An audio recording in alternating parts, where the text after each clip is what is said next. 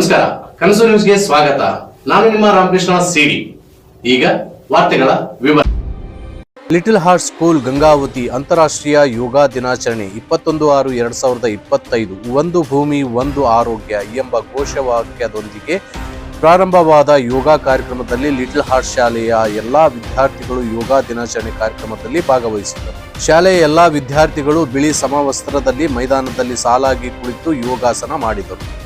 ಯೋಗಪಟುಗಳಾದ ಶ್ರೀಮತಿ ಶರಣಮ್ಮ ಮತ್ತು ಕುಮಾರಿ ಮೋನಿಕಾರವರು ಅನೇಕ ಯೋಗಾಸನ ಭಂಗಿಗಳನ್ನು ಪ್ರದರ್ಶಿಸಿದರು ಹಾಗೂ ಅನೇಕ ಯೋಗಾಸನಗಳನ್ನು ಕಲಿಸಿಕೊಟ್ಟರು. ಶಾಲೆಯ ಕಾರ್ಯದರ್ಶಿಯಾದ ಜಗನ್ನಾಥ್ ಆಲಂಪಲ್ಲಿಯವರು ಮಾತನಾಡುತ್ತಾ ಯೋಗದ ಮಹತ್ವವನ್ನು ವಿವರಿಸಿದರು.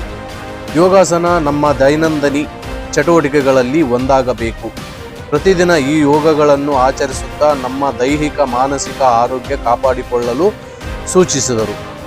ಶಾಲೆಯ ಮುಖ್ಯೋಪಾಧ್ಯಾಯಿನಿ ಶ್ರೀಮತಿ ಪ್ರಿಯಾ ಕುಮಾರಿ ಸಹ ವಿದ್ಯಾರ್ಥಿಯೊಂದಿಗೆ ಯೋಗದಲ್ಲಿ ಭಾಗವಹಿಸಿದರು. ಉಸಿರಾಟ ಕ್ರಿಯೆಗಳಲ್ಲಿ ಒಂದಾದ ಪ್ರಾಣಾಯಾಮ ಶಾಂತಿಯಾಗಿ ಧ್ಯಾನ, ಆತ್ಮ ಚಿಂತನೆ ಧ್ಯಾನ ಎಂಬ ವಿಶೇಷ ಸಂಯೋಜನೆ ಕ್ರಿಯೆಯನ್ನು ಮೂಡಿಸುವ ವಿದ್ಯಾರ್ಥಿಗಳಲ್ಲಿ ಉತ್ತಮ ಆರೋಗ್ಯ, ಒಳ್ಳೆಯ ಮನಸ್ಸು, ಎಲ್ಲರ ಒಳಿತಿಗಾಗಿ ಪ್ರಾರ್ಥಿಸಲು ತಿಳಿಸಿಕೊಟ್ಟರು. ಅನೇಕ ವಿದ್ಯಾರ್ಥಿಗಳು ರಾಷ್ಟ್ರೀಯ ಯೋಗ ದಿನಾಚರಣೆಯ ನಿಮಿತ್ತ ತಮ್ಮ ಅನಿಸಿಕೆಗಳನ್ನು ಭಾಷಣದ ಮೂಲಕ ದೈಹಿಕ ಶಿಕ್ಷಕರಾದ ಸೋಮನಾಥ್ ಮತ್ತು ಛತ್ರಪ್ಪ ಅವರು ವಿದ್ಯಾರ್ಥಿಗಳ ಜೊತೆಗೂಡಿ ಶಿಸ್ತನ್ನು ಕಾಪಾಡುತ್ತಾ ವಿದ್ಯಾರ್ಥಿಗಳು ತಾವು ಅನೇಕ ಯೋಗಾಸನಗಳನ್ನು ಮಾಡಿದರು.